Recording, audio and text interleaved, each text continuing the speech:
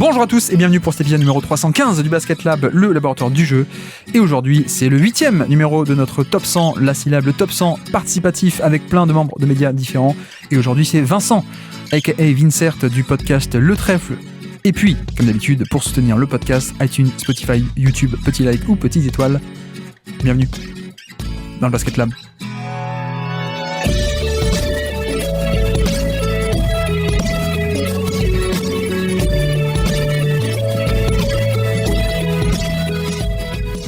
Et donc, on se retrouve pour un nouveau numéro de la syllabe, notre top 100 de 2024, avec aujourd'hui quelqu'un qui là, concrètement, est dans la vie de tous les jours en ce mois de septembre, mais dans la tête, il est encore sur la parade du titre de juin dernier. C'est Vincent aujourd'hui, c'est Vincert. Comment ça va, Vince ? Ça va, Guillaume, très très bien. Effectivement, je parade encore dans ma ville tout seul, mais je parade bien. Tu pratiques encore ce qu'on appelle la visualisation positive des bons souvenirs, c'est ça ? C'est pas faux. Non, j'ai pas besoin de pratiquer. Non, ça vient tout seul. Et on est encore champion. On va en profiter jusqu'en avril-mai prochain. Ah, ça veut dire que tu ne seras plus champion en titre en juillet prochain, c'est ça que tu veux dire ? Mais en tout cas, on sera toujours... C'est une certitude, c'est qu'on va pas nous l'enlever, j'espère quand même, quoi. Après tout autant de sueur. Tu sais que même s'il y a des finales entre Milwaukee et Denver l'an prochain, même pendant les finales, tu seras encore le champion en titre. Hein. Ouais, c'est ça qui est bien. Je pense s'il y a des finales entre Milwaukee et Denver, je serai plus champion dans ma tête. Ça, c'est bon. Bon bref, Vincent du Trèfle, le podcast Le Trèfle, spécialisé dans les Boston Celtics, c'est pour ça que je dis ça. Et d'ailleurs, petite actu, quelle est l'actu de notre podcast ami Le Trèfle ? Notamment, il y a un podcast qui est sorti sur Tatum, hein, c'est ça ? Ouais, on a fait un focus avec Titouan sur Tatum. Finalement un focus sur toute sa première partie de carrière. Il a 7 ans de carrière, donc c'était plutôt intéressant de revenir de sa draft au titre de champion finalement sur ces 7 premières années. On a parlé beaucoup de ton scouting report, vu que nous on l'avait pas vu à la fac. On a beaucoup parlé de ta vidéo YouTube, donc dont on s'est grandement inspiré et ça nous a inspiré du coup pour parler de la suite. C'est gentil, merci en tout cas, mais allez écouter Le Trèfle, ça vous connaissez. Bref, donc le format, le top 100, tu le connais aussi. Qu'est-ce qu'on fait ? On a une playlist de 100 noms, on pioche à chaque fois 5 noms un peu au hasard, plus ou moins, et on en parle. On sait plus ou moins parce que t'as compris qu'on fait pas des line-up avec que des superstars et d'autres line-up avec que des mecs qui sont les 95e et 96e évidemment. Mais bref, donc aujourd'hui on a une belle cuvée, notamment avec Luka Doncic, avec également Michael Porter Jr., Darius Garland, Isaiah Hartenstein, encore lui, il est partout, et puis Tyler Herro. Donc plutôt belle cuvée, mais avant ça, on a déjà un classement, on a déjà un top 35, puisque 5 par épisode, on a réussi pour l'instant 7 x 5 à construire un top 35. Est-ce que tu as des remarques à faire sur le classement actuel, potentiellement des demandes de reclassement ou juste des remarques un peu générales sur ce classement ? Non, pas vraiment. Je suis en train de le regarder. On en discutait tout à l'heure ensemble. J'avais Wendell Carter Jr. Je le trouvais très bas puisqu'il est tout en bas. Ouais. Mais je m'étais pas penché sur son cas et a priori il fait pas une bonne saison. donc voilà. Et non, rien d'extraordinaire pour l'instant. Je trouve que c'est déjà l'enfer à classer les 5 que j'ai eu. Là, j'ai sous les yeux ton classement de 35. Sur le du classement, on hésitait beaucoup entre Kawhi et Durant. Alors, je peux dire le top 5, par exemple. On a Giannis en numéro 1 pour l'instant, Kawhi numéro 2, Durant 3, Tatum 4 et Devin Booker 5. Pour moi, Booker est un peu 5e de manière automatique de ces 5. Mais on se posait la question depuis 2-3 épisodes entre est-ce que Kawhi devant Durant, est-ce qu'il faudrait pas re-switcher un peu les deux ou voir avec Tatum, je sais pas. Est-ce que tu as un avis là-dessus ou pas ? Pour moi, c'est le même tiers, tout ça. Donc effectivement, ouais. Ouais. Après, Kevin Durant, il doit encore avoir une efficacité de dingo, j'imagine. Justement non, c'est un peu ça c'est là-dessus qu'il gagne un peu, que Kawhi gagne un peu sur lui, c'est que ils ont relativement la même efficacité et donc c'est un peu là-dessus qu'on avait ça, mais tu vois, c'est pas impossible qu'au final je récolte un peu les avis petit à petit et on finisse par changer, ouais. Donc on verra bien. Bon après je vais pas te questionner qui est entre le 32e et 33e. Il y a Gobert qui est 8e derrière Haliburton. Ouais. Et Mitchell. Où est-ce que tirer Moi j'aime beaucoup les défenseurs. Ouais. J'aime beaucoup les défenseurs, potentiellement devant Haliburton, pourquoi pas. Haliburton qui fait une moins bonne fin de saison que les débuts. C'est vrai. Après, c'est vrai qu'on peut prendre en compte ça, ouais. Effectivement, vu qu'on évalue un peu la performance 2024, donc s'il y a des matchs où il est moins bon et une partie de saison où il est pas bon, ça peut jouer. Mais non, mais en effet, je crois que j'ai déjà dit sur le podcast pour l'instant, mais pour moi, la fourchette haute avec Rudy Gobert peut aller jusqu'à Gobert, en fait. Donc, passer un peu devant cet aspect de porteur de balle star, mais pas superstar, peut-être. Mais ouais, ok, je note alors l'avis. Je continue un peu de récolter tout ça. Ok, très bien. Et alors, question traditionnelle par rapport à nos 5 joueurs du jour. Je les rappelle, Luka Doncic, Garland, on a Hartenstein, Isaiah Hartenstein, Tyler Hero et Michael Porter Jr. Ces 5-là, avant qu'on en discute un peu en détail, comment est-ce que toi tu les as classés les uns par rapport aux autres, ces 5-là, avant qu'on les intègre dans le classement? La grande surprise de tout le monde, j'ai Luka Doncic en premier. Ouais. J'ai Darius Garland en deuxième avec plein de points d'exclamation tout autour de son nom. Ouais. J'ai Isaiah Hartenstein en 3, Michael Porter Jr. en 4 et Tyler Hero en 5. Eh bien, je crois que j'ai exactement le même, en effet. Je crois que j'ai Doncic en 1, Garland en 2, Hartenstein devant Porter, en effet, alors que de base, il y avait un peu de duel avec les deux. Et c'est que c'est marrant parce que quand tu m'as filé la liste, j'ai fait une première liste d'un premier jet comme ça, sans réfléchir. Ouais. Ah ouais. Et j'ai Porter Junior en 3 et Hartenstein en 4, et en fait, à force de fouiner dedans et de regarder des clips vidéo, Hartenstein passe devant sans trop de regrets finalement, j'ai l'impression. On va en parler, justement. On est là pour ça. Là, c'était un peu le premier jet avant discussion, mais discutons-en précisément pour voir ce qu'il en est. Donc, je peux te proposer qu'on aille sur Michael Porter Jr., si tu veux bien. Notre premier joueur du jour, Michael Porter Jr. 32 minutes par match. Je te fais le topo. 32 minutes par match en moyenne. 81 matchs. 104 de true shooting plus. Donc, plus 4% d'efficacité relatif à la moyenne. Sur un usage de 21%. Ce qui est, un volume assez, pas de star, hein, mais pas non plus de role player. C'est un plutôt bon volume, 21% au niveau de basketball référence. Et c'est vrai que pour te lancer, on est sur une saison classique d'un bon joueur dans son rôle, en fait. Saison classique, mais moi qui me déçoit un tout petit peu. Alors tu vois, c'est marrant parce que moi j'étais sur l'usage de cleaning de glace et qui est à 17,8. Et c'est vrai que dans mon référenceur, je me suis dit, waouh, mais tu vois, quand j'ai commencé à fouiner les chiffres de Porter Junior, je me suis dit, ah, mais il a que ça comme usage, Porter Junior. Donc, moi, le premier truc que j'ai noté, c'est qu'il a été là 80 matchs, donc ça, c'est génial par rapport à son historique. Donc, t'as dit que c'était un score efficace, effectivement. Moi, par contre, ce qui m'a surpris, c'est le fait qu'il soit assisté sur énormément de ses paniers. En fait, je trouve qu'il ne crée plus rien. Il n'auto-crée plus rien, pardon. C'est-à-dire qu'il est assisté sur 96% de ses 3 points. Donc c'est des scores Sam Hauserien pour référence à un Bostonien. Et même à 2 points, au final, tout ce qui n'est pas assisté, ça va être sur du rebond offensif ou des putbacks ou des choses comme ça. Enfin, je m'attendais je m'attendais à ce qu'il ait plus d'autocréation et finalement pas tant que ça. Donc moi je le vois quand même comme un role player quand même, parce qu'on est à peine à 17 points, donc le volume il est pas dingue non plus. Par contre il est toujours aussi bon au shoot, vraiment excellent spacer. Il a toujours sa taille pour lui, c'est-à-dire que quand il joue avec le 5 majeur classique des Nuggets, il joue poste 3 à 2m0, j'imagine 2m08 environ, donc c'est quand même immense pour ces postes-là. Voilà. Dans les autres défauts que j'ai pu noter, c'est qu'il va quasiment jamais au cercle. C'est-à-dire que là, il a 22% de ses tentatives au cercle, et il y en a beaucoup, c'est effectivement sur rebond offensif, parce que moi j'ai trouvé que dans tout ce que j'ai pu voir, c'est qu'il avait une bonne qualité de rebondeur offensif, il se bagarre bien, il y va souvent. Je trouve ça plutôt cool de ce point de vue. Donc voilà, reste un super spacer de très grande taille, plutôt mobile en plus. Donc ça c'est hyper intéressant. Mais je suis quand même assez déçu de l'évolution pour un joueur qui est à un gros salaire quand même. Donc voilà. Évolution ou non-évolution presque, on peut dire parfois. Ouais, exactement. Parce qu'en plus, il fait une moins bonne saison quand même. Dans les chiffres, l'année dernière, c'est encore mieux.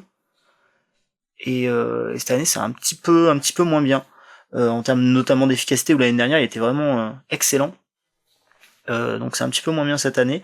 Il y a toujours pas de passe. Oui. Toujours très peu de passes. Et en défense, par contre, je trouve qu'il est plutôt rentré dans... Là, on sait qu'il a son rôle et qu'il le tient bien de manière globale. Par contre, je trouve que c'est un mec qui ne vit et meurt que par son shoot. C'est-à-dire que le jour où le shoot rentre pas, je trouve qu'il est pas hyper utile quand même, malgré tout. Oui, tout à fait. Non, mais c'est aussi le cas un peu particulier de Michael Porter Jr., qui, en fait, le fait que ce soit un joueur à rôle assez spécifique, avec un profil assez spécifique, Bon, ça, c'est pas étonnant. Il y en a plein des comme ça. Ce qui est étonnant, c'est que, je sais pas si tu sais, mais c'est un mec qui a un background qui était le meilleur lycéen du pays, quoi. Et qui était attendu premier de la mock draft 2018, même pas un an avant la draft. Donc, quelques mois avant la draft, il était projeté meilleur que Luka Doncic, hein, au niveau de l'Euro 2017, où Luka Doncic a tout pété. Mais je dis ça, pourquoi? C'est parce que, en fait, il y a un peu un mauvais casting, je trouve, par rapport à ça, à ce passif de lycéen superstar. Alors, il y a des blessures qui sont passées par là, ok. Mais tu sais, il y a des gens qui disent, oui, en fait, c'est un ancien lycéen, beaucoup affecté par les blessures et tout, mais allez voir des highlights. Alors, j'y suis allé. Et en fait, ben non, c'est le même. Hein. C'est le même, c'est-à-dire un mec qui faisait pas de drive, un mec qui était juste du pull-up, du shot-making. Et donc, je pense qu'il y a eu un peu un mauvais casting pour lui dès le début, où en fait, tous les scouts, les scouts un peu amateurs ou alors de médias, tout ce qui est ESPN et tout, l'ont projeté très haut parce que la taille, le pull-up, et donc on dit, ah, bah c'est Kevin Durant. Alors qu'en fait, il manque un peu tout le reste, et tout le reste n'a jamais vraiment été là. C'est ça qui est un peu marrant. Je te jure, hein, tu vas regarder les vidéos de highlights en lycée avant les blessures, parce que soi-disant, c'est les blessures qui l'ont un peu ralenti. Bah non, en fait, il n'y a pas de dribble. Et en effet, bon, c'est ça qui est un peu marrant, c'est qu'il y a ce passif un peu de soi-disant superstar, ou projeté superstar plutôt, mais qui en fait aujourd'hui en NBA, c'est juste un rôle précis. Mais en même temps, tu vois, je le trouve aussi génial dans son rôle. C'est un peu ce que j'ai fait un podcast là-dessus il y a pas longtemps, les gunman, donc vraiment les finisseurs, quoi, les hommes de main. Il y a pas trop de création, c'est vraiment la finition. Et il y a un peu de création, mais qui est un peu direct ou un peu indirect. Et je pense que c'est aussi ça le truc avec Porter Junior, c'est que tu as parlé du nombre de pourcentage de paniers assistés, 84%, c'est énorme. Hein. Donc c'est-à-dire que 84% de ces paniers sont consécutifs à une passe décisive, donc sont créés par autrui. Après, la nuance qu'on peut mettre avec lui et avec les gunman un peu comme lui, c'est que ok, c'est des paniers qui sont assistés, mais il y a quand même une dose de création pour eux. Et notamment, tu vois, Michael Porter Jr., c'est pas mal alors création un peu indirecte, si on veut, mais c'est pas c'est pas que des catch and shoot dans le fauteuil, c'est pas j'attends, je fais rien, et puis voilà. Il y a aussi tout ce qui est le jeu de dribble and off, où il remonte, il fait une coupe, il va chercher la balle entre les mains de Jokic, il prend le tir, donc certes, il n'y a pas de dribble entre temps, donc c'est assisté, ok, mais il y a une certaine dose de création, je trouve, là-dedans. Alors, c'est pas de création star, mais il y en a un peu, quoi. Je sais pas si tu vois ce que je veux dire, mais si juste tu regardes les chiffres de paniers assistés, tu te dis, ah ouais, en fait, c'est juste un pur finisseur, alors qu'en fait, il y a quand même un peu plus, en un sens, de par cette création un peu indirecte, mais oui, je te rejoins qu'on est globalement sur un mec qui est juste, en fait, le shoot d'élite, que du shoot, et il n'y a pas de drive, il n'y a pas de lancer franc, il n'y a pas de passing. Pour le coup, le profil est assez facile à cerner, je trouve, parce qu'il est quand même assez caricatural, je sais pas, mais assez clair, en tout cas, le profil à délimiter.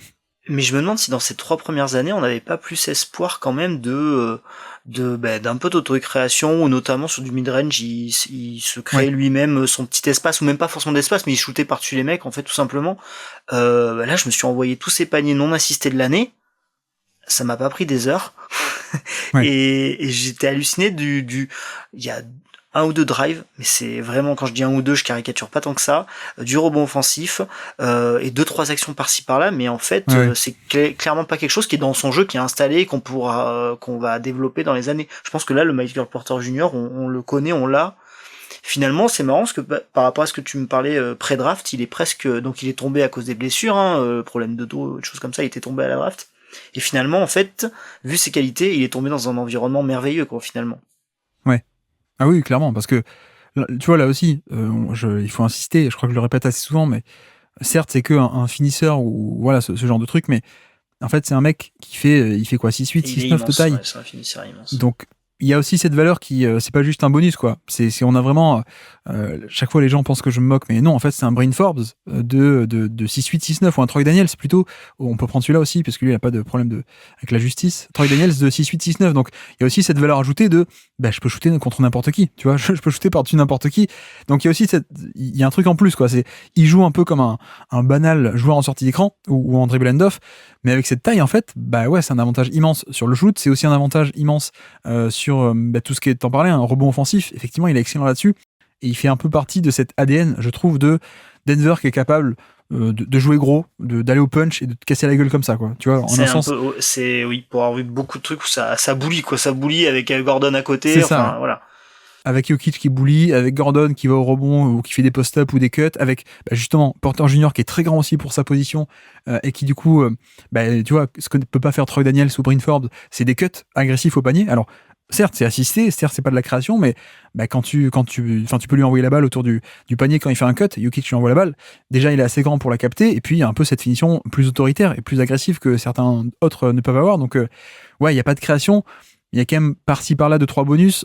Tiens d'ailleurs, au niveau du passing, par contre, c'est vrai qu'il n'y a rien. Il n'y a vraiment rien du tout. J'ai regardé au niveau de son fameux ratio de playmaking, à quel point il fait des passes par rapport à son nombre de ballons. Il a, parmi les gros volumes, le 5e pire de toute la NBA. C'est vraiment un mec qui fait quasiment pas de passes par rapport au nombre de ballons qu'il a.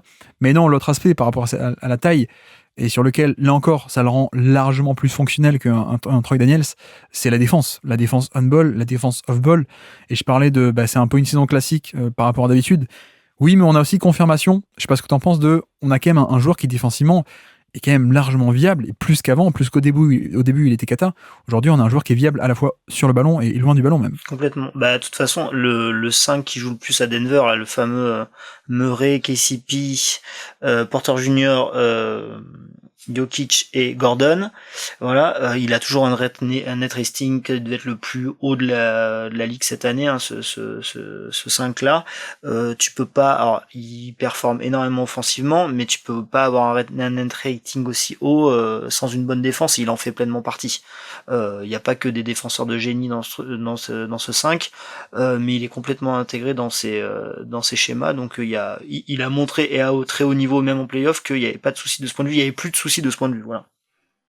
Non, mais effectivement, tu vois, ce qu'il n'a pas forcément en flexibilité et en agilité, et parfois face à des plus petits, il peut se faire avoir, etc. Mais il est un peu en taille, donc il y a un peu une action marquante pour lui, c'est il se fait dépasser, mais il arrive à recover par derrière, quoi. Il se fait un peu dépasser au démarrage, mais il arrive à contrer parce qu'il est grand, il est long, et il peut faire le contre même en étant dépassé au niveau du panier. Donc ça, c'est assez appréciable, et ce qui fait que, ouais, on a un joueur qui a peu de création, donc par rapport à d'autres dans le classement, on va y arriver, il va être moins valuable forcément, mais qui, voilà, vraiment dans son rôle, c'est un peu la Rolls-Royce de ce rôle-là, je trouve. Alors, il y aura la question du salaire aussi, est-ce qu'on peut le garder à ce prix-là, sachant qu'il n'y a pas de création, mais bon, bref, ça c'est d'autres considérations. En tout cas, on a fait un peu le tour du profil. Tu me dis si, tiens, on l'a pas dit encore, mais 40% sur plus de 7 tentatives par match à 3 points, évidemment, donc shooter d'élite sur un énorme volume. Voilà, on l'a dit, on peut avancer. Si on fait la transition vers le classement, où est-ce qu'on l'imaginerait alors dans ce classement qui commence déjà à être fouillis? Du coup, je vois la zone KCP, Mike Conley. Ça me parle un peu. Donc KCP, Mike Conley, on est autour de la 23e place. Ouais, c'est ça. Oui, c'est vrai que la question par rapport à KCP est intéressante. Ouais. Toute cette zone-là, parce que je me dis que Wagner, Barnes, il y a quand même beaucoup plus de création. Ouais. Ils sont moins efficaces. Ouais. Par contre. Effectivement. Tu vois, la zone Aaron Gordon, KCP, il y a ces deux coéquipiers. Effectivement, donc pour vous dire, on a Aaron Gordon 19, Franz Wagner 20, Scotty Barnes 21, et ensuite on attaque Jaden McDaniels et KCP, donc plutôt de 3&D. C'est vrai que le duel est intéressant par rapport à KCP. D'instinct, qui c'est que tu dirais qui est le meilleur un peu entre les deux? Entre le 3&D d'élite et celui qui est peut-être un peu plus de création indirecte au moins. Duel intéressant. J'ai cette sensation que KCP, je peux le foutre dans toutes les équipes NBA, j'aurai à peu près le même rendement. Il y a ce côté défense extérieure qui sera tout le temps de très haut niveau, plus le shoot, il y a un historique hyper long où je me dis ça j'aurais mes 38-42% sur à peu près sur un plus petit volume. Par contre, j'ai vraiment quand même cette sensation que jouer avec Jokic pour Michael Porter est quand même assez magnifique, et je faisais le tri. Alors c'est des petits minutages, hein. Quand il est pas avec Jokic sur le terrain, les net ratings ils sont cata. Ouais, oui, oui, évidemment. Alors tu vas me dire, toute l'équipe de Denver, quand il n'y a pas Jokic sur le terrain, les net ratings sont cata. Mais en plus KCP, il a fait voir dans plus d'équipes. Et je pense que ce mec-là, je suis sûr qu'il va faire une bonne saison à Orlando. Et je suis sûr que c'est une énorme perte pour Denver. Oui, alors après, là où Porter Junior a de la chance, c'est que dans l'exercice, on prend 2024. Et si t'es optimisé, tant mieux pour toi. Si tu l'es pas, tant pis pour toi. Donc ça joue en sa faveur. Mais effectivement, je me pose un peu la question. Tu vois, parce que derrière, on a aussi quelques créateurs intéressants, hein, tout ce qui est Devin Vassell, Bogdanovic, McCollum. Intéressant, mais pas si efficace que ça. J'avoue que moi, j'étais un peu plus haut, mais j'avais un peu en point de repère peut-être tout ce qui est Scotty Barnes, justement. Mais c'est peut-être Scotty Barnes qu'il faudra descendre, alors peut-être à l'avenir. Et par rapport à KCP, je me dis, est-ce que le différentiel, est-ce que le bonus offensif de Michael Porter par rapport à KCP est pas plus grand que le différentiel défensif en faveur de KCP? Je sais pas. C'est possible, oui.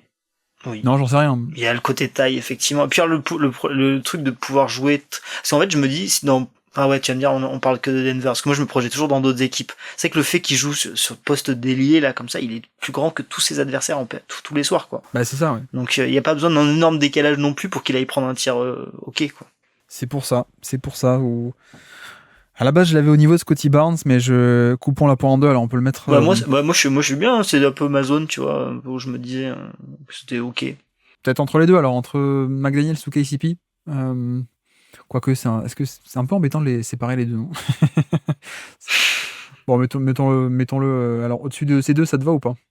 Si on le met. Oui, ça me va. Là, c'est des zones qui me parlent. Franchement, je trouve que c'est l'enfer comme exercice. Pourquoi s'infliger tout ça, Guillaume? Je trouve ça très compliqué. C'est plus facile à écouter, un Vincent, que à faire. Non, mais si tu veux, moi, je me suis mangé la tête pendant là, ça fait 10 jours, 8 jours sur 5 mecs. Tu vois, Azad, il y a des gens qui travaillent pour les épisodes. Mais... parce que ouais, mais lui, c'est un talentueux. Moi, je suis un galérien. Bah alors, mettons-le là, mais tu vois, peut-être que j'ai pris un mauvais point de repère par rapport à Scotty Barnes, c'est qu'il faudra descendre un peu Scotty Barnes, mais bref, gardons les problèmes futurs pour le futur. Le Guillaume du futur gérera ça, mais ok, mettons-le là aux côtés des 3&D d'élite alors. Et donc petit quiz pour finir. Est-ce que tu sais qu'il y a des petits quiz? Oublié, par contre. Oui, des petits quiz pour se remémorer des actions marquantes de la saison. Bon, j'ai déjà fait le 3 points clutch en playoff, donc je vais pas le faire. Aujourd'hui, nous sommes le 25 décembre 2023. C'est un contre sur Klay Thompson, un contre du jump shot, et ensuite, après ce contre, il part tout seul au dunk, le pick six, comme on dirait en NFL, il part tout seul au dunk de l'autre côté, match de Noël, match de gala. Est-ce que tu es capable de kicker sur le terrain, de me citer des joueurs sur le terrain au moment de cette action marquante de Michael Porter Jr.? Je vais commencer par Denver, du coup, Jamal Murray. Jamal Murray n'est pas sur le terrain, non. Jokic. Exactement. Gordon. Ouais. KCP. Oui. Qui c'est qui était à la main? Celui qui a des lunettes. Oui. Kurt Rambis, exactement. Comment il s'appelle? Ah, je l'ai plus. Le backup à OKC, qui a voulu être une star à Détroit, qui est le frère de Michael, le roi de la pop. Reggie Jackson. Reggie Jackson. Je vais dire des gros mots comme Azad, l'enfer. Falloir que je bip encore une fois. Et donc côté Golden State. Golden State, donc Klay Thompson, ouais. Curry éventuellement. Oui. Wiggins, je sais pas s'il jouait à cette époque. Pas Wiggins, non. On est encore à Noël. Il y a un mec qui est pas encore blessé à Noël. Kuminga. Un petit. Alors Kuminga est sur le terrain, mais je pensais à un autre. Chris Paul dans ce cas-là. Exactement, Chris Paul. Et le dernier, c'est un Toons. Looney. Exactement, Kevin Looney Toons, tout à fait, est sur le terrain au moment de cette action marquante. Alors c'est pas lui qui a fait la course pour venir en transition. Mais c'est pas Looney qui a fait la course en contre-attaque. On se le doute en effet, comme tu dis.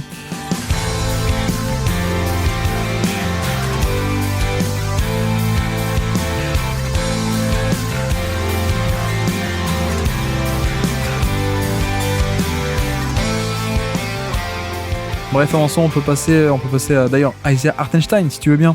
Notre deuxième joueur du jour, Isaiah Hartenstein, 25 minutes par match, on va y revenir, 25 minutes par match en moyenne, 75 matchs, 116 de true shooting plus, donc 16% plus efficace que la moyenne NBA. C'est la folie, là aussi, on va y revenir. Sur un usage très modeste de à peine 12% au niveau du scoring, un peu plus si on inclut le passing. Et pour te lancer, on est vraiment sur la saison de l'explosion pour le bien-aimé Isaiah Hartenstein.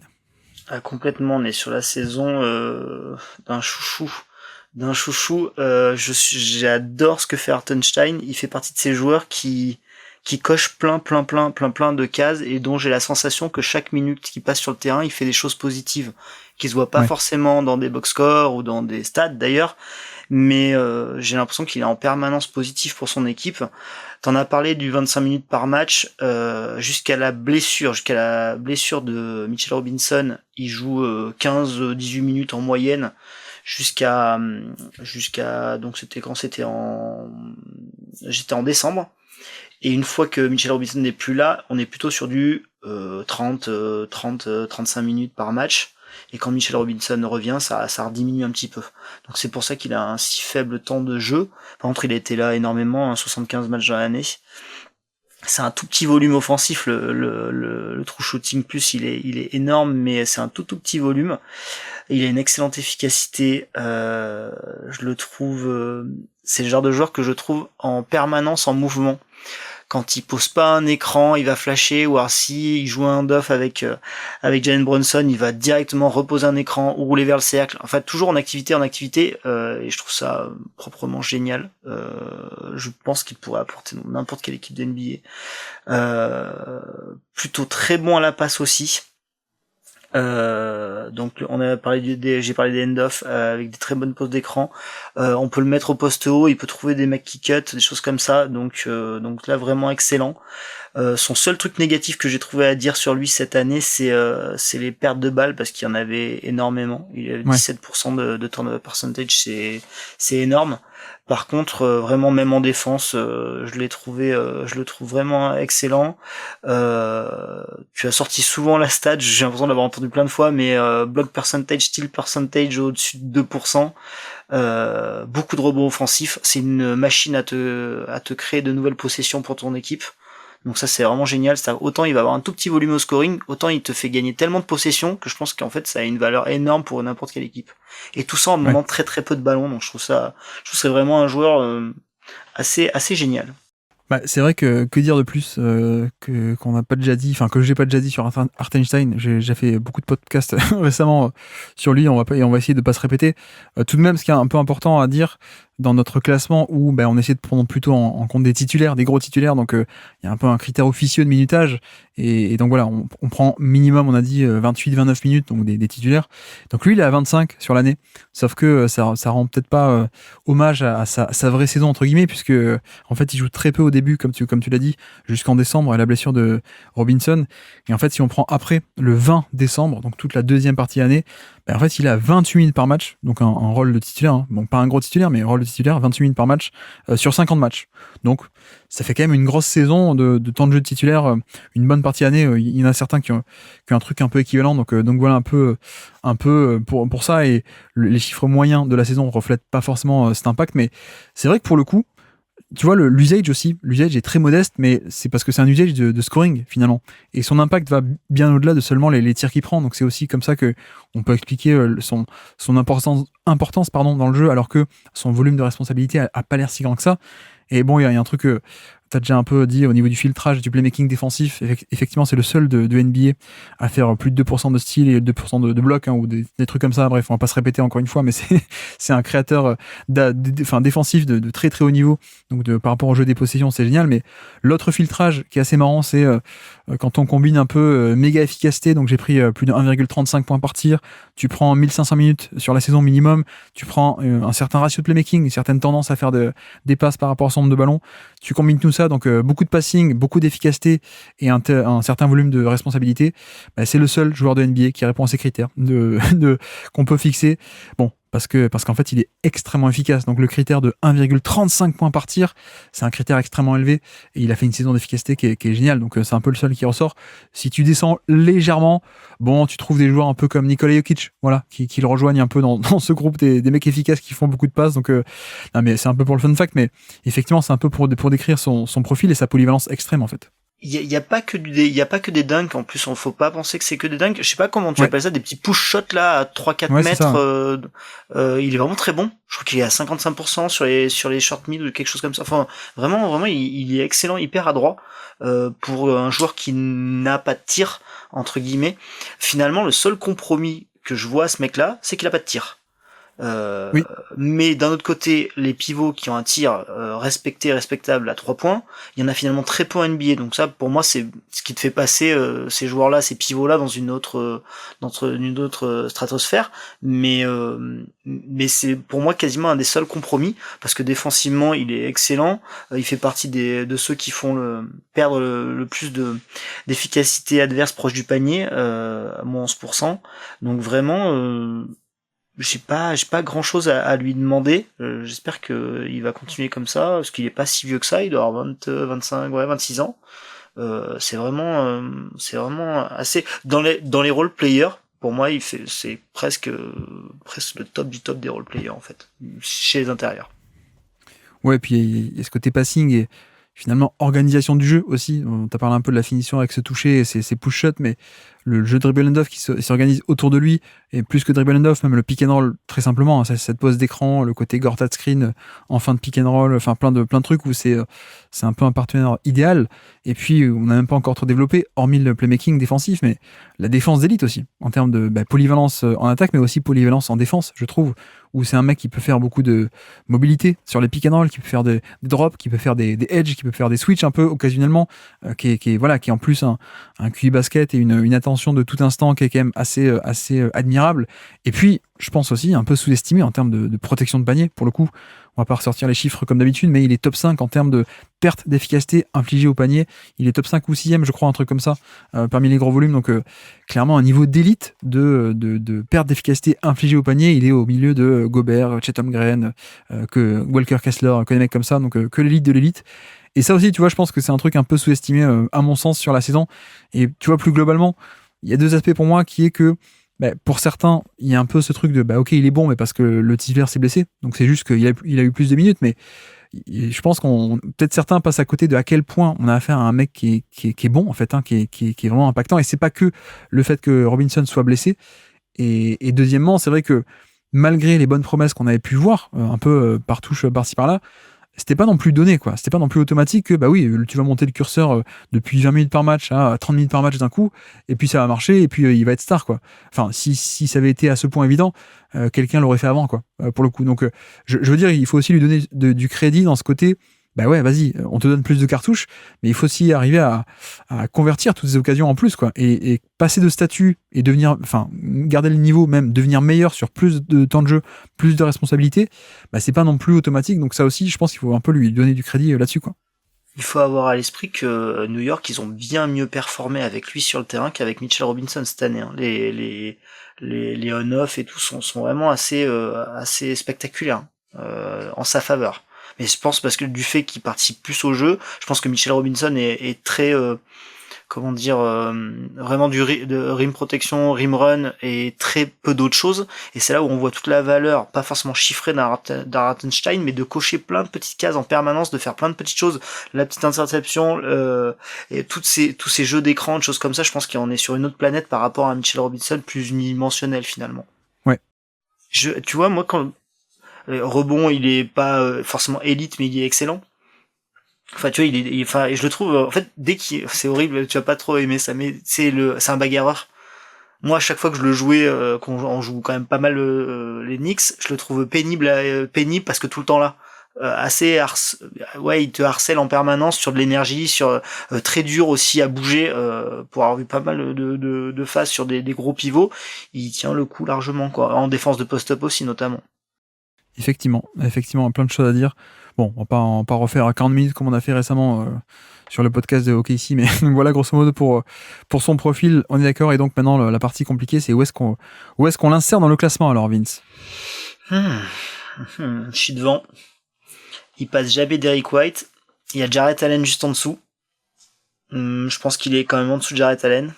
C'était le duel pour moi aussi, ouais. C'était le point de repère, c'est qu'est-ce qu'on fait par rapport à Jarrett Allen.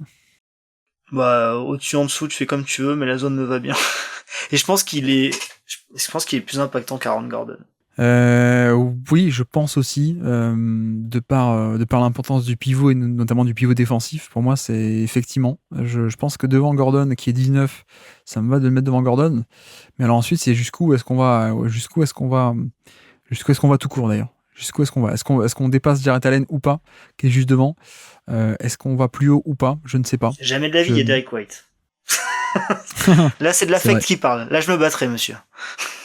Non, alors, tu sais quoi, par contre, dans mes notes, plus je voyais faire de petites choses, j'avais dit, je m'étais noté, c'est une espèce de Derrick White du poste de pivot. Dans le côté, toujours plein de bonnes choses en permanence sur le terrain. Ouais. Mais bon, Derrick White a quand même un autre volume de responsabilité, notamment. Bon, le truc, c'est quand même, il y a quand même un groupe de créateurs devant lui, de créateurs un peu au volume. Donc, on a Derrick White, ok, mais surtout après, on a DeRozan, Maxey, Jamal Murray, Desmond Bane. Ça commence déjà à taper dans le créateur. Alors, pas génial, mais créateur à gros volume. Donc, c'est un peu compliqué de le faire passer devant ça, surtout que. Mais déjà, la zone Jarrett Allen, elle est déjà l'année dernière, il y était dans le top 100, même, je pense pas. Jarrett Allen ou Hartenstein? Hartenstein. Ah non, il était pas du tout, non. C'est-à-dire le mec il va faire une entrée certainement assez Top 40. tonitruante dans le classement déjà. Ouais, non mais c'est déjà je me rends pas compte par rapport à Allen. Allen je trouve vraiment excellent, je pense qu'il fait une très bonne saison en plus. J'aurais envie de le mettre devant. Sur le côté, le niveau de jeu en fin de saison, parce que c'est un Jarrett Allen, mais peut-être encore plus fonctionnel sur le passing, etc. Qui n'a pas le shoot, hein, c'est un peu la même faiblesse en termes de spacing, qui a aussi un peu le même profil, protecteur de panier, plus mobilité un peu sous-estimée, etc., etc. Et je trouve que le passing est un peu plus fonctionnel, mais on va dire que par rapport un peu au malus de, bon, t'as pas fait non plus une saison entière, peut-être ça peut s'entendre de le mettre juste derrière Jarrett Allen, alors peut-être. Je me prononce plus. Moi j'ai mis un veto sur White, tu fais ce que tu veux. Bon, mettons-le, on peut le coller à Jarrett Allen alors. On peut faire ça, Jarrett Allen et Isaiah Hartenstein, mettons-les ensemble, ok. Et donc, petit quiz pour finir, nous sommes le 26 novembre 2023, et c'est tout simplement un contre sur une tentative de dunk, de poster dunk de Devin Booker, qui a été renvoyé chez lui par un contre de Isaiah Hartenstein, kické sur le terrain. Es-tu capable de citer des joueurs sur le terrain au moment de ce contre spectaculaire de Isaiah Hartenstein? Donc Devin Booker, Bradley Beal il avait attaqué saison, peut-être pas. Non. Kevin Durant. Pas sur le terrain, non. Wow, ça va être chaud. Nurkic. Nurkic n'est pas sur le terrain, non, c'est pas lui. Oh là. Drew Eubanks, il jouait Exactement, au Suns. tout à fait. Ça doit être le backup.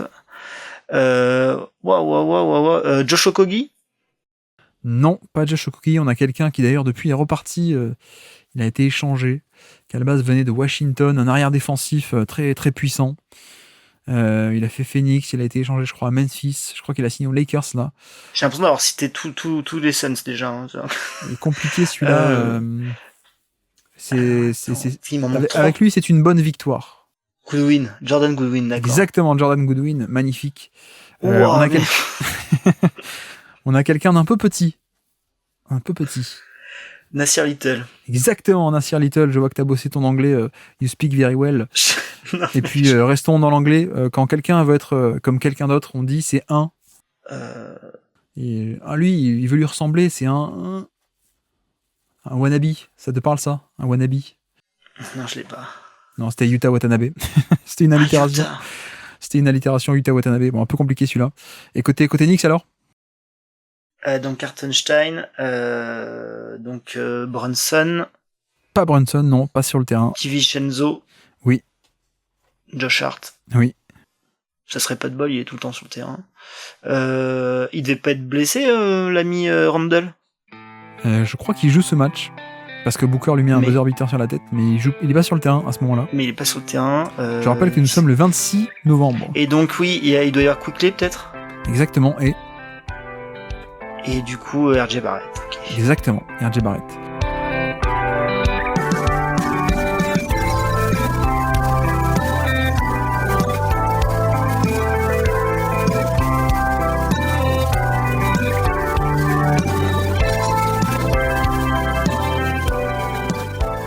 Avançons, on peut aller sur Tyler Herro, si tu veux bien, notre troisième joueur du jour. Tyler Herro, 33 minutes par match, en moyenne 42 matchs encore, donc encore une demi-saison pour Tyler Herro.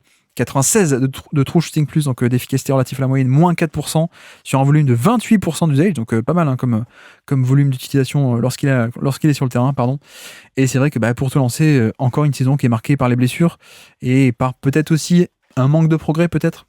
Moi, je sais même pas s'il va taper le top 100, en fait. Il y a quand même gros malus de peu de matchs. J'ai l'impression qu'on a le même Tyler Herro depuis sa saison rookie, quasiment. Tu parlais de l'usage, c'est quasiment le premier de Miami. Et en fait, je pense que si ton premier usage sur le terrain, c'est Tyler Herro, c'est pas bon signe. Et Miami, c'est la 21e attaque cette année de la ligue. C'est très compliqué, Tyler Herro. J'ai l'impression qu'en fait, quoi qu'il a, sa principale qualité, c'est le scoring, mais il y sera a priori jamais efficace. En tout cas, il l'a jamais été par rapport à la moyenne. Alors ça reste un top shooter, il prend énormément de tirs très durs, mais alors cette année, ça a été encore plus une caricature en fait cette année de lui-même, c'est-à-dire qu'il a toujours été moins au cercle.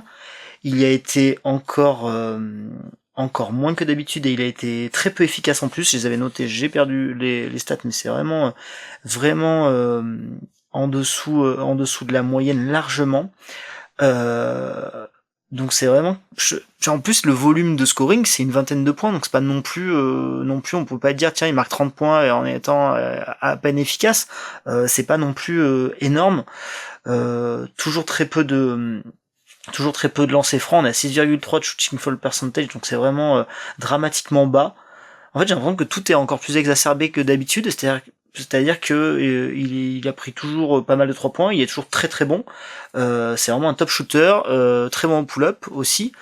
Mais je trouve que c'est un profil qui a énormément de compromis, et si ça doit être lui ton moteur d'attaque, pour moi tu peux pas avoir une très bonne attaque. Donc c'est un porteur de balle, mais qui fait partie des pas très très bons et des créateurs corrects bons, mais pas qui transcendent un scoring déficient, on va dire, ou pas top.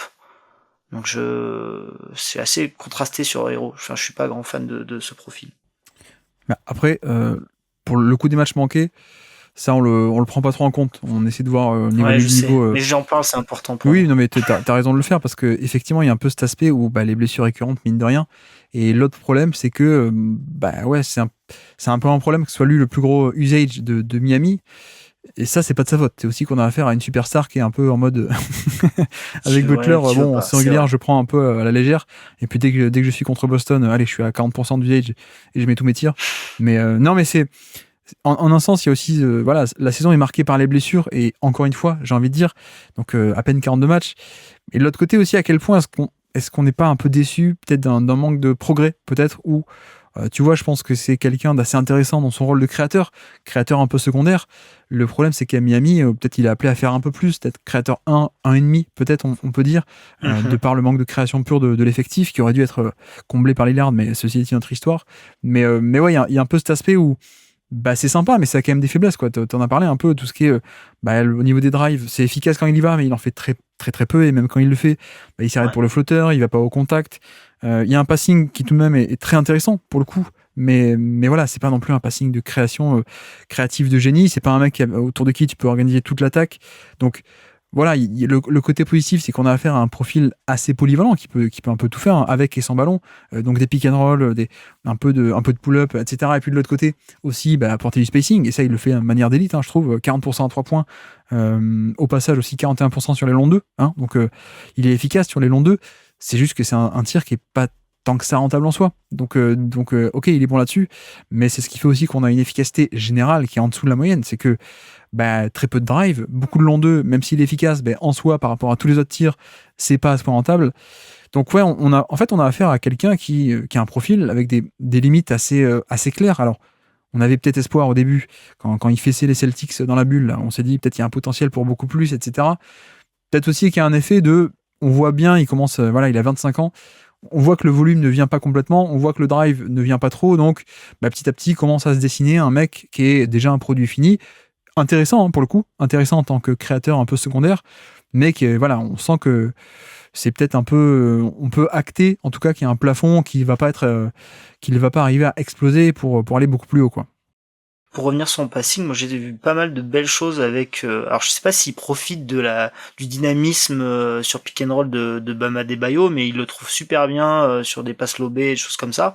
Mais comme tu dis, c'est jamais de la création. J'ai toujours l'impression que c'est de la création du poseur d'écran et de son dynamisme et du fait qu'il va super vite. Alors lui, il le lit très bien et fait la passe très bien, et en plus il perd très peu de ballons, il est plutôt propre, mais je pense que ça sera très dur d'aller lui demander beaucoup plus, très peu de drive and kick ou de choses comme ça, où finalement c'est la défense vient resserrer sur lui, pas vraiment. Donc c'est quand même une grosse différence en termes de passing, c'est-à-dire qu'il y a du volume de passe, il y a de la qualité, mais je les considère pas hyper difficiles comme passe. C'est horrible de dire ça, sachant que j'en suis pas capable du centième, mais c'est voilà.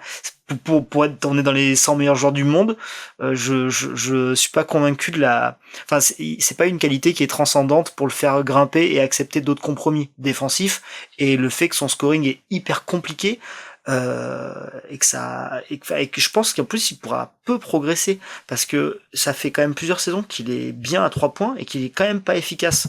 Donc ça pour moi c'est un peu déprimant. Tu vois ce que je veux dire? Parce que, enfin, tu sais que tu vas pas shooter à 55% à 3 points, le mec il est à 40 sur tous ses 3 points, et il est pas efficace. Dans quel monde il est finalement? Ça va être compliqué, quoi. Il paye un peu le physique, je trouve, le côté. Ouais. pas très puissant, assez peu de taille et surtout assez peu de longueur de bras. Il a un peu des bras de T-Rex, hein, donc ça aide pas en termes de finition. Et donc comme il sait pas finir, il va pas au panier, il va pas au contact.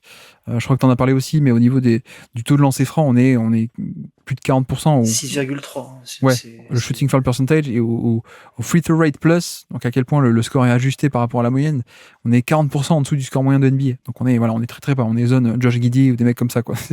Ça attaque pas du tout le contact. Et après, moi j'aime bien. Je pense que je vais être plus haut que toi sur le classement. J'aime bien déjà en l'état parce que c'est pour ce genre de score un peu en sortie de banc. Tu vois, on a un niveau de passing que n'ont pas tout le monde, hein, que n'ont pas la majorité des joueurs. Mais c'est plus un scoreur en sortie de banc.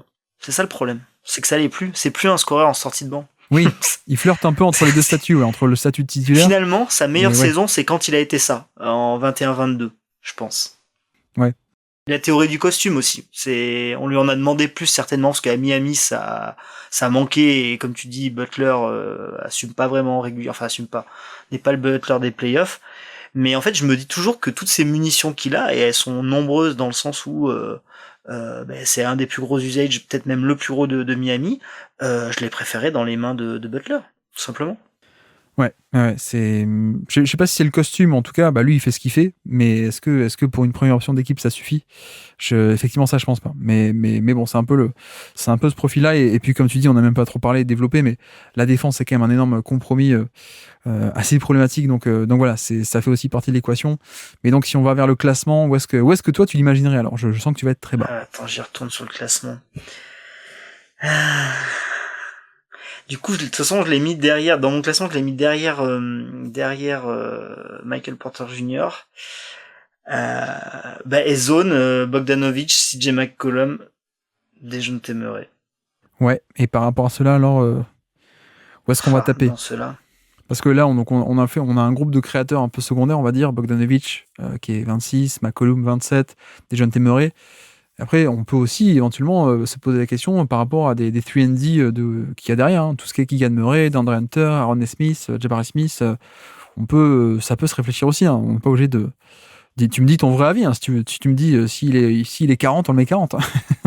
Non, parce que c'est compliqué parce qu'on va parler de Garland après et c'est assez compliqué parce que je considère quand même que ça a de la valeur des mecs comme ça, parce que si on leur donne ces munitions, c'est qu'il y a forcément de la valeur derrière de toute manière. Parce que tout à l'heure t'as dit je suis même pas sûr que soit top 100, donc. C'est pas faux. Non mais alors moi c'est le 42 matchs joués. Ok. Alors moi je suis un dingue dans n'importe quel sport, être là c'est très important. Et là 42 c'est pas beaucoup quand même. C'est pas beaucoup.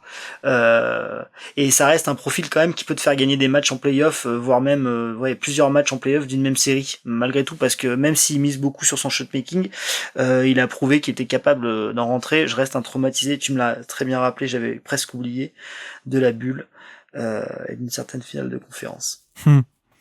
Donc je me demande si ça a quand même pas plus de valeur qu'un Hunter ou qu'un Nesmith quand même. Ouais. D'ailleurs, j'en ai pas parlé, mais Nesmith c'est plus bas qu'Hunter.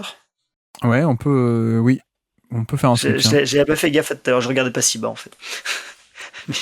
Ouais, non mais ça me va taper dans la zone des créateurs secondaires, on va dire, parce que en vrai, McCollum c'est les mêmes compromis défensifs, hein. Bogdanovic c'est les mêmes compromis défensifs. C'est le même mec. Voilà, donc c'est un peu là-dedans qu'on peut le mettre. Après la question c'est est-ce qu'on le met devant McCollum, derrière McCollum, devant Dejounte Murray ou carrément derrière ce groupe-là. Je sais pas trop. En termes de playmaking, j'étais un peu sévère. Enfin, il fait tout bien parce que c'est vraiment très propre. Il perd très peu la balle, mais c'est vrai il joue beaucoup aussi de pick and pop avec des Jovic, avec des Kevin Love. Donc ça me paraît pas être des passes hyper compliquées. Je pense que McCollum doit avoir un playmaking un peu plus élaboré finalement. Bon, on peut le mettre dernier de ce groupe-là, alors. On le met derrière Dejounte Murray et devant Keegan Murray. Comme ça, on sépare les Murray. On mettait les héros entre. Est-ce que ça te va ? Ça me va. T'as vu, je fonctionne beaucoup en zone. J'ai du mal à trancher, moi. En vrai, tout le monde fait ça, hein, c'est normal. Même moi. Effectivement. Ok, très bien. Alors, petit quiz pour finir. Nous sommes le 6 novembre 2023. Malheureusement, il n'est pas mis en valeur puisque c'est un chase down block de LeBron James. Voilà, il fait partie du Pokédex, du Blockédex de LeBron James. Son action marquante, c'est en contre-attaque évidemment. Kicker sur le terrain, es-tu capable de me citer des joueurs sur le terrain au moment de ce chase down block de LeBron de 39 ans sur Tyler Herro? Donc héros, donc en novembre, Kyle Lowry, Pas Kyle Lowry, non. Pas sur le terrain. Caleb Martin, Non. Jimmy Butler, Oui, Jimmy Butler est là, oui, tout à fait. Bam Adebayo, Bam Adebayo, en effet. Jaime Raquez, Non, pas sur le terrain, non. il peut y avoir un poste, Jovic, Non, on a comment dire? On a quelqu'un qui a commencé à Miami, mais ensuite il a un peu baladé. Il a fait Sixers, il a fait Dallas. Josh Richardson, non? Exactement, qui est passé par chez vous aussi, Josh Richardson. Et puis le dernier, on connaît surtout. Alors, attends, c'est un meneur qui me manque finalement. Il te manque un arrière. Duncan Robinson peut-être, Exactement. on en a pas parlé. Exactement, Duncan Robinson, tout à fait. Et côté Lakers? Alors Lakers, LeBron, Ouais. AD peut-être? Non, pas AD. Pas AD. Le backup. Rui Hachimura? Non, non plus. Le backup pivot. Austin Reeves? Austin Reeves est là, oui, tout à fait. Backup pivot Christian Wood. Exactement, Christian Wood, tout à fait. Donc ça fait Reeves, LeBron. Il manque 2 ailiers. Taurean Prince? Taurean Prince, en effet, il est là. Et puis l'autre, c'était censé être le nouveau Tracy McGrady, selon certains, qu'il avait scouté, mais peut-être avec des lunettes de soleil devant les yeux, ou alors je sais pas, mais à la draft à l'époque. Cam Reddish. Exactement, tout à fait, Cam Reddish. Cam Reddish est sur le terrain au moment de ce chase down block de LeBron sur Tyler Herro.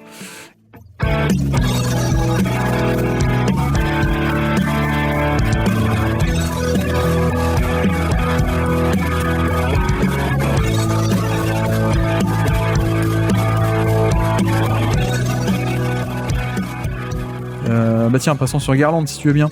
Darius Garland, je te fais le topo, 33 minutes par match en moyenne cette année, 57 matchs, 97 de true shooting plus, donc moins 3% d'efficacité relatif à la moyenne sur un usage de 25%, donc plutôt un bon usage, mais pas énorme pour lui, pour le coup.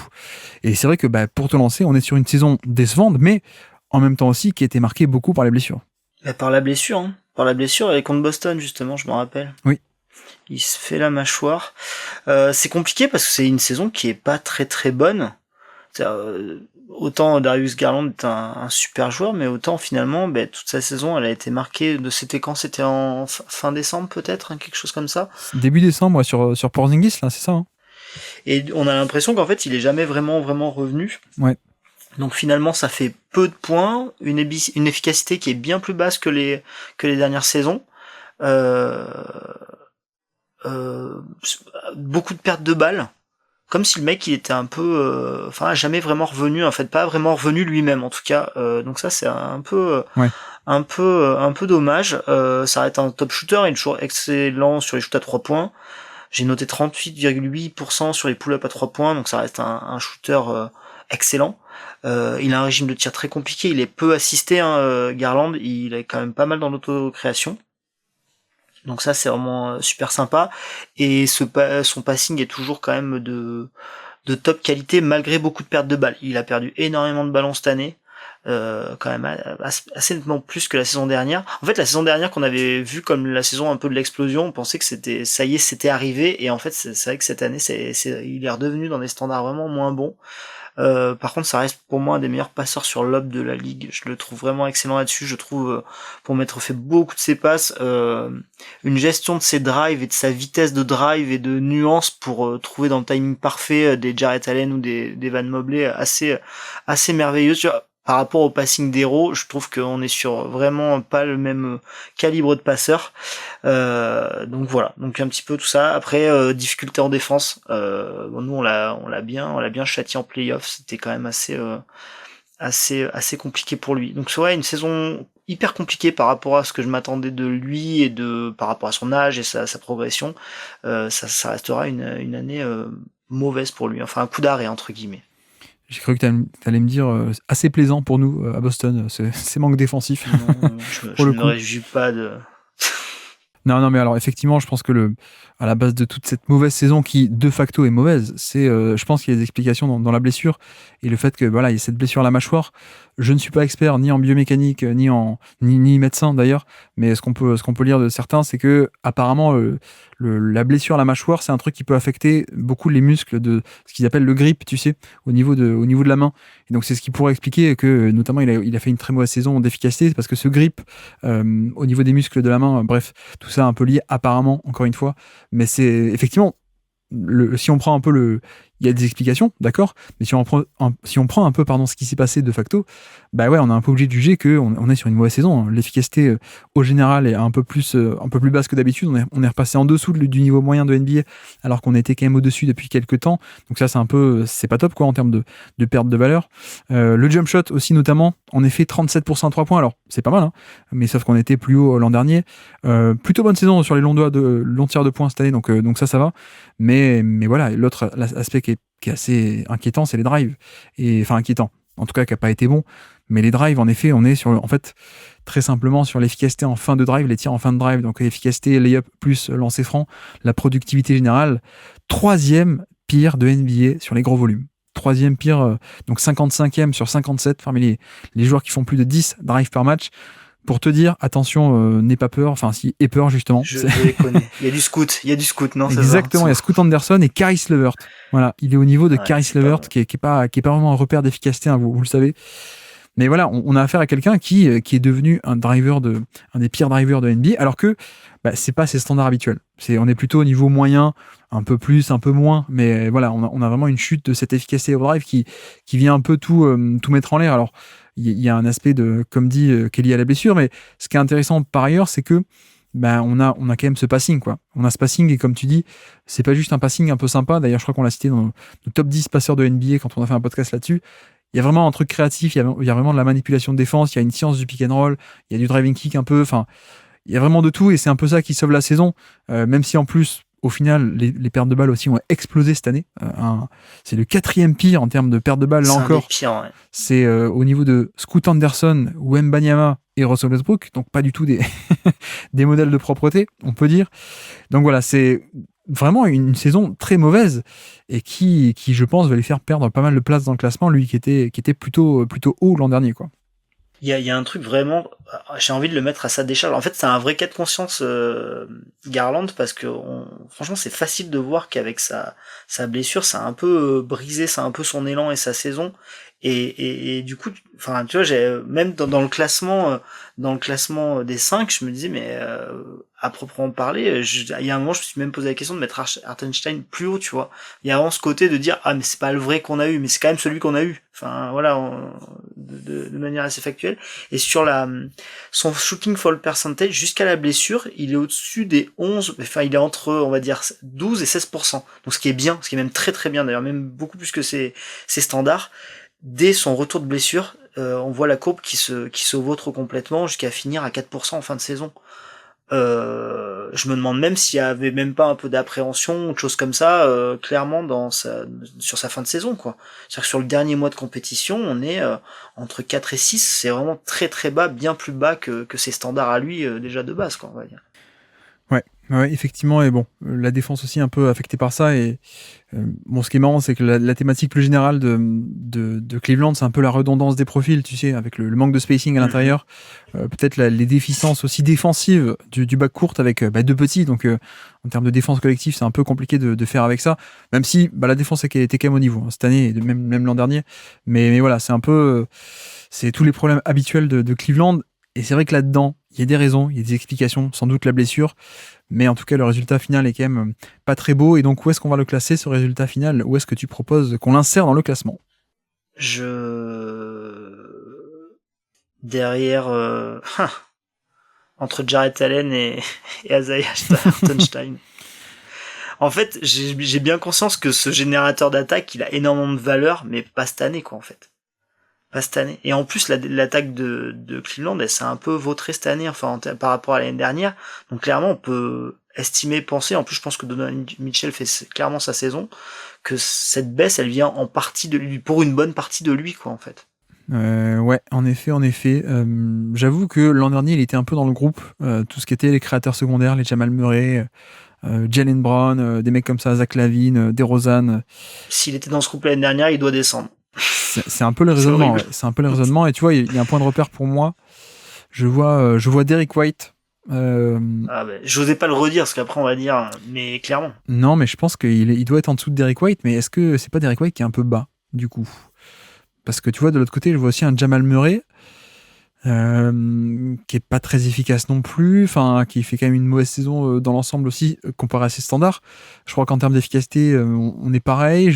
Ça je savais pas, mais qu'est-ce que vous avez fait quoi? Qui est le coupable quoi? Je t'en supplie, dis-moi. J'aurais presque envie de remonter Derrick White.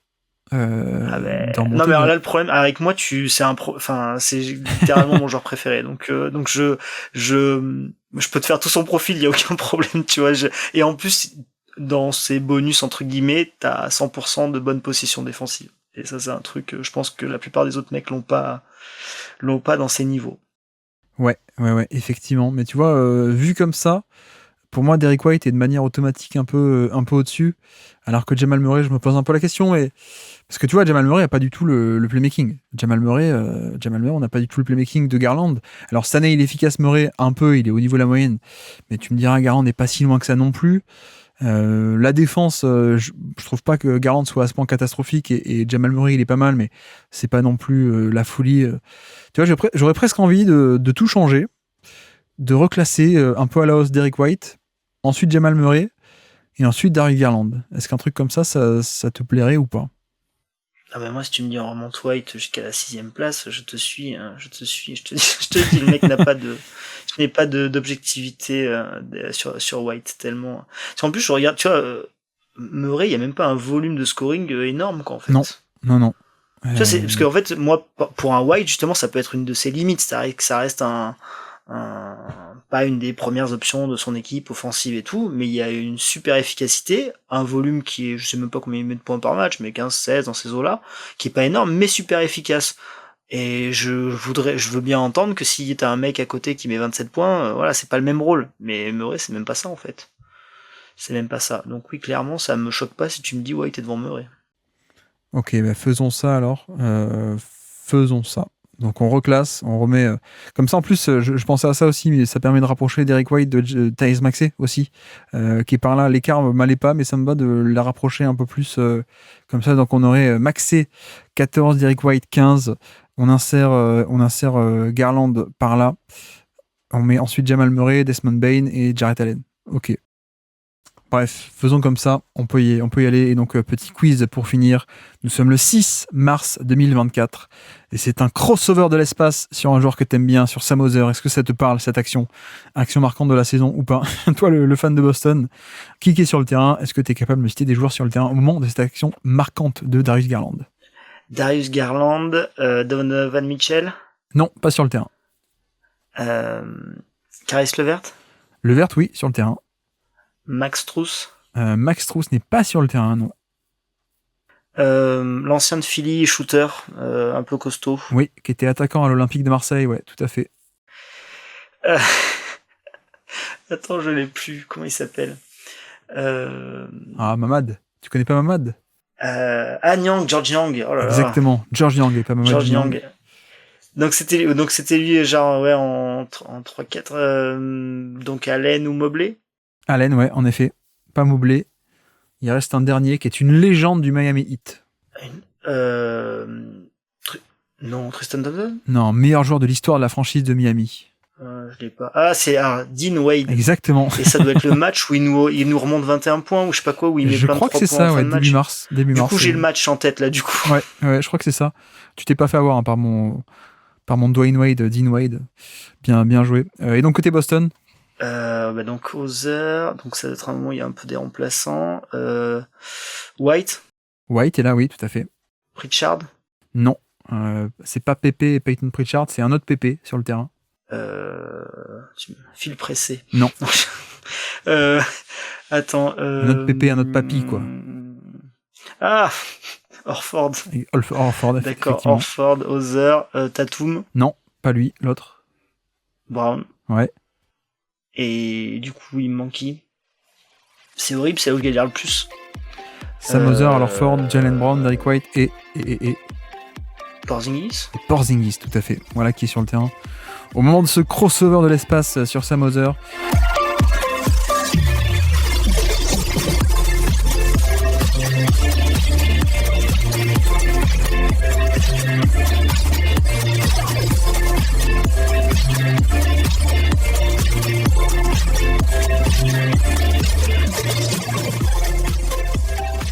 Et donc, on peut aller sur notre 5e et dernier joueur du jour, Luka Doncic, si tu veux bien. 37 minutes par match pour Luka Doncic, 70 matchs, 106 de true shooting plus, donc plus 6% d'efficacité relatif à la moyenne, son meilleur score en carrière, sur 36% d'usage de basketball référence, donc seulement le volume de scoring, mais je crois que sur Cleaning the Glass, il est au-dessus des 40, hein, si je ne dis pas de bêtises. 43. Voilà, c'est le plus gros de NBA. Bref, pour te lancer, une grande saison individuelle pour un des meilleurs joueurs de NBA, en fait, hein, très simplement.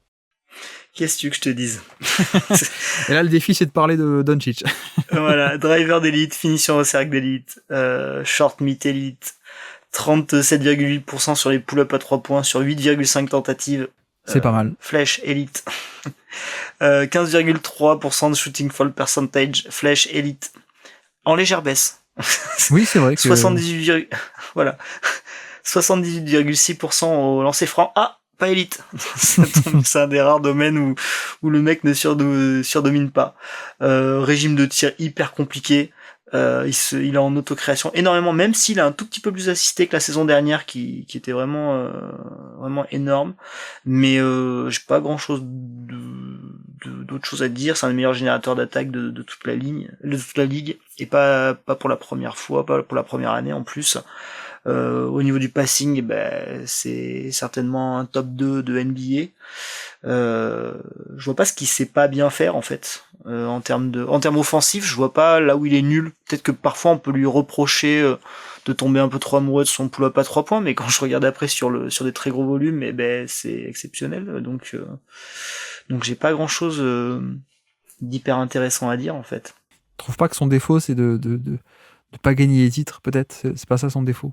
C'est pas vraiment un winner. Ouais, ça, pour gagner en Europe, il y a du monde, mais très clairement, on a vu les limites du joueur. Non, clairement. Non, mais blague à part, ce qui est toujours intéressant, c'est que de voir que, en fait, pour moi, il a pas bougé individuellement, hein, par rapport à l'an passé, par exemple, mais il y a un peu ce truc de le succès collectif, il y a un peu validé ça. Et donc, tu vois, c'est marrant parce que quand on fait chaque année ce top 100, t'as des joueurs qui, en fait, par rapport à leur niveau individuel, la perception peut être différente selon leur équipe a été bonne ou pas, quoi.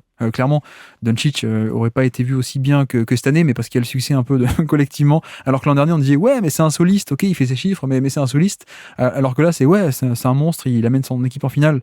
Bref, c'est un peu une question de narratif. Alors que pour le coup, je trouve pas qu'il y ait de progrès énorme, hein, par rapport à l'an passé. On a vraiment le même joueur, hein, quasiment le même joueur déjà. Enfin, parce qu'en fait, l'an dernier, on était déjà élite.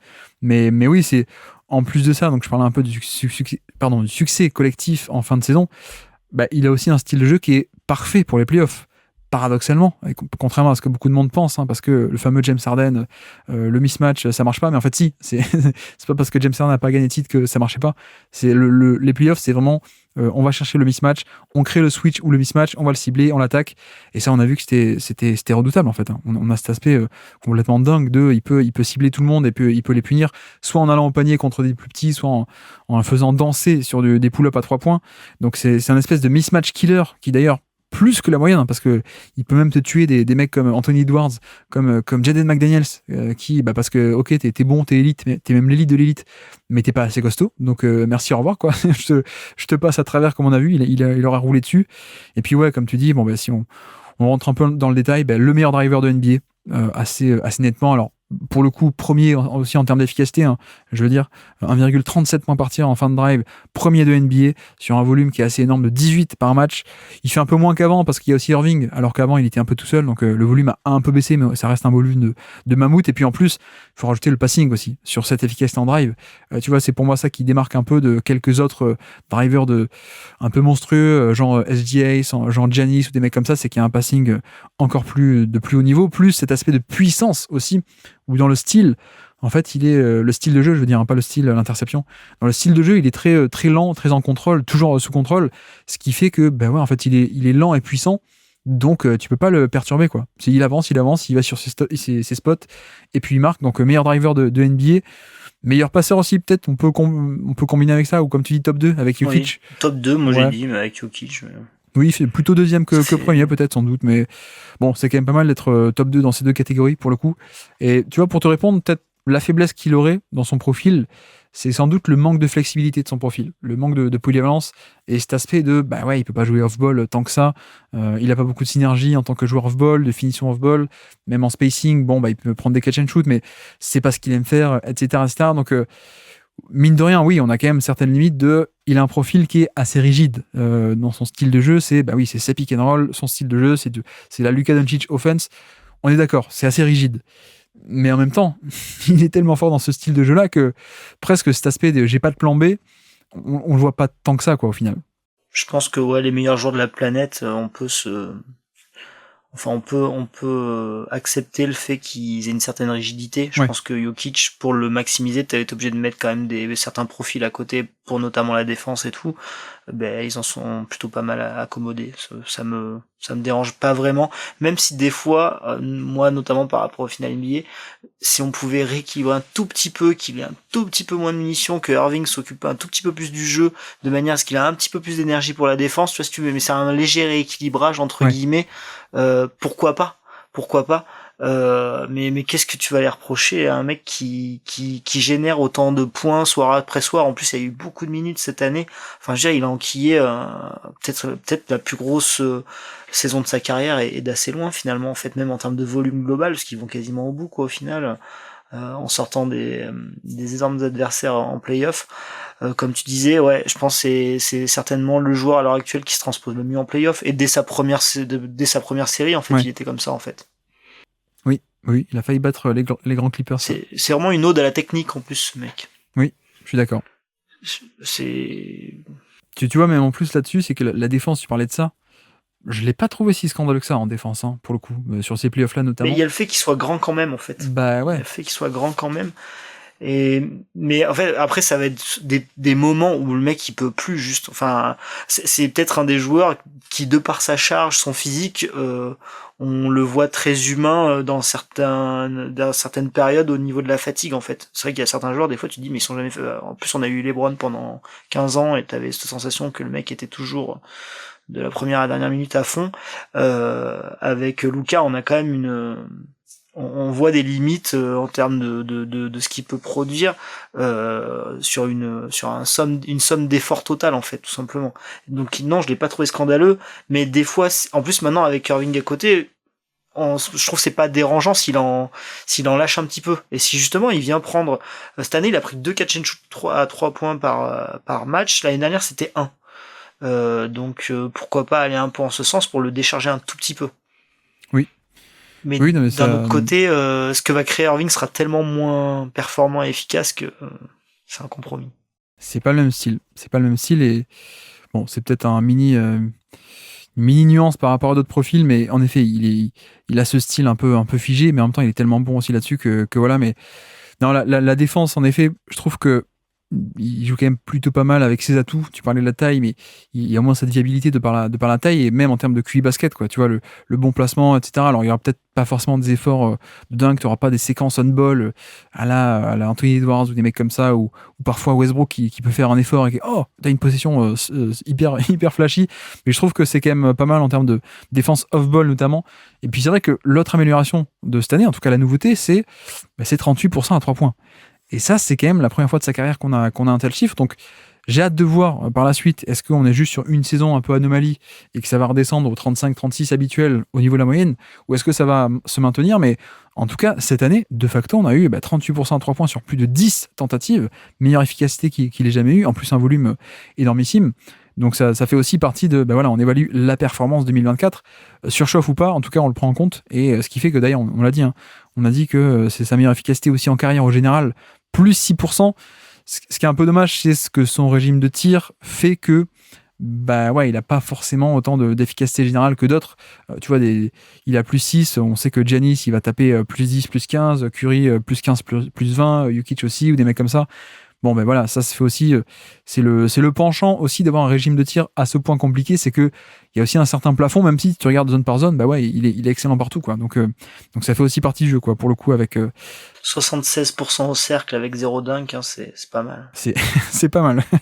C'est pas mal du tout ce fun fact. Mais ok. Et alors dans le classement, où est-ce qu'on le met? Pour moi, il est premier, je pense. Premier?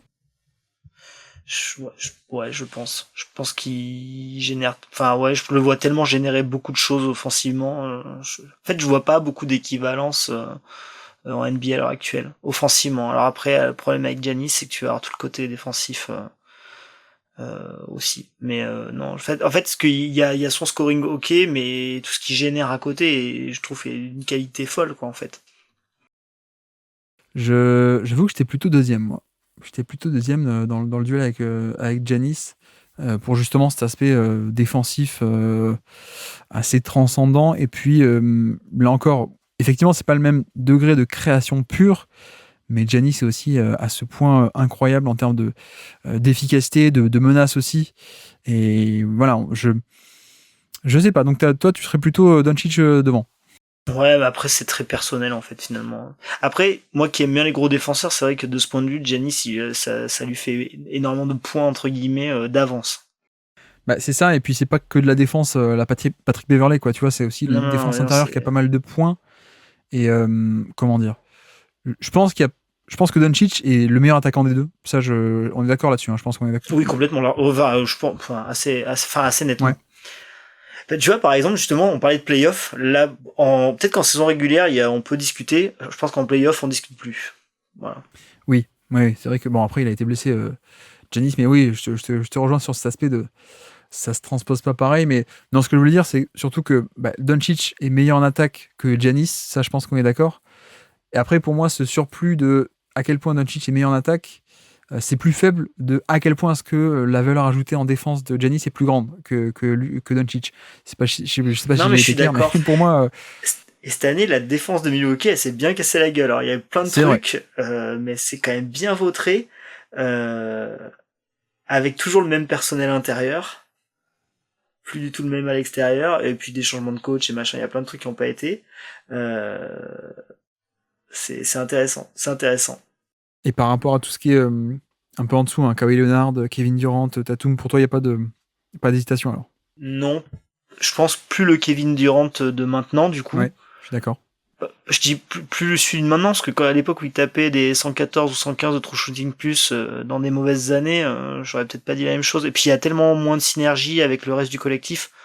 Ouais. Enfin, je pense que Luka, enfin le nombre de tirs ouverts qu'il arrive à trouver pour ses coéquipiers et pas un peu ouvert, c'est assez monumental. Et de toute façon, si tu te resserres pas sur lui, il va te marquer sur la tête de toute manière. Donc j'aime beaucoup le côté implacabilité, pas forcément qu'au scoring, mais au scoring global ou à la position de bon tir, trouver des bons tirs en fait. Je pense que là parce qu'il est peut-être moins bon scoreur, et encore il a tellement de volume par rapport à un Leonard que en fait ouais, je pense que non, il est quand même assez nettement supérieur. C'est vrai que à quel point est-ce que tu vois, parce que je dis le surplus de défense de Giannis est plus grand que le surplus d'attaque de Doncic en comparaison. À quel point est-ce que je sous-estime pas aussi en un sens cet aspect de bah ouais, en fait il y a quand même un gap assez énorme, et en effet comme tu dis, Giannis c'est sympa en termes de scoring, le côté Shaquille O'Neal des temps modernes, etc., on connaît un peu le refrain, mais cet aspect de bah ouais, une attaque autour de Doncic, ça carbure, et ça peut carburer à très haut niveau, et ça peut très bien marcher, alors que bon, Giannis c'est un peu injuste, hein, pour lui aujourd'hui, mais on sait qu'une attaque autour de Giannis ça marche peut-être pas autant, donc peut-être je sous-estime, hein, cet aspect-là de à quel point l'un est fonctionnel et beaucoup plus que l'autre, je veux dire, je sais pas si tu vois ce que j'essaye d'exprimer, Ah mais ben complètement. peut-être que je sous-estime cet aspect-là, et c'est vrai que de l'autre côté, tu vois, Dallas, ils sont où? Ils sont 8e, top 8 attaque de NBA. Je pense que Doncic est responsable à 80% de ça. De l'autre côté, Milwaukee, ils sont combien en termes de défense? Ils n'ont pas fait une bonne année du tout. Hein. C'est quand même dingue de voir que Dallas et Milwaukee sur la saison, ils ont la même défense. Ouais, et la même attaque d'ailleurs. Ils sont pas loin non plus. Et comment dire la fin de saison de Dallas est assez marquante, notamment défensivement. Il y a peut-être un biais de récence aussi, des playoffs et tout, qui est assez dingue, Non, mais tu vois, ce que je veux dire, c'est que Dallas 8e en attaque, Milwaukee 6e. Donc Milwaukee est un peu au-dessus, mais à quel point toute l'attaque de. Enfin, Doncic n'a pas une plus grande part du gâteau à Dallas que Giannis et Milwaukee, quoi, aussi. Et en plus, cette année, collectivement, la défense a été un peu cata côté Milwaukee, mais bon, c'est pas que ça la valeur de Giannis, hein. Il faut pas l'avoir que dans le chiffre collectif, on est d'accord. Mais non, mais effectivement, j'en viens à douter. Je pense. Je suis en train de regarder Giannis parce que moi, du coup, je l'avais pas. En plus, il faut être honnête, je pense que c'est une des saisons où je me suis moins intéressé à Milwaukee vu que ça a pas tourné. Alors que d'habitude, clairement, ça fait partie des équipes qui me font peur et à titre personnel. Et ouais, cette année, j'avoue il envoie une saison, le Giannis, qui est un peu passé finalement presque sous les radars à cause du fait que collectivement, ça a pas tourné, quoi. Non, mais je pense que je vais quand même mettre Giannis devant et Luka Doncic numéro 2. Mais tu vois, plus on parle, plus je me dis, ouais, en fait, l'écart est sans doute plus petit que ce que je pensais, pour le coup. Et si ça se trouve, je vais me réveiller demain et on va faire un épisode de la syllabe et je vais rechanger, mais en effet, en effet. Mais on est d'accord que, oui, il est devant tout ce qui est Léonard, Durant et Tatum. Alors, là-dessus, il n'y a pas trop de soucis, mais oui, mettons-le là. J'ai aucun problème avec ça. Mettons-le là. Alors, et donc, petit quiz pour terminer, petit trivia. Nous sommes le 28 octobre 2023, tout début de saison. Je pense que tu vas te souvenir de cette action. C'est l'espèce de hookshot à 3 points en tombant sur les lignes de touche contre les Brooklyn Nets. Tu te rappelles de ce buzzer beater hookshot à 3 points qui était n'importe quoi. Est-ce que tu es capable, qui est sur le terrain, de me citer des joueurs sur le terrain au moment de cette action plus que marquante, légendaire? Irving, oui, sur le terrain. Lively n'est pas sur le terrain, non. Ça peut être Powell? Non, pas sur le terrain, on est plutôt intérieur qui shoot pour le coup, parce qu'on a dernière possession, il fallait un shoot. Oui, et je l'ai plus. Qui a pas mis un tir en finale. Oui, il s'appelle pas Mini, il s'appelle... Maxi Kleber. Exactement. Qui on pouvait avoir Derek Jones Jr. Il jouait peut-être pas non, trop au début. Non, on avait un fils de crossover. Oui, Junior. Hardaway Junior, ok. Exactement, Tim Hardaway Jr. Et puis il manque un 5e qui était un joueur un peu vert. C'est Josh Green. Exactement, dans tous les sens du terme, il est encore un peu tendre. Josh Green, tout à fait. Et côté Brooklyn, alors, c'est là qu'on va s'amuser. Côté Brooklyn, qui est sur le terrain? Nous sommes le 28 octobre.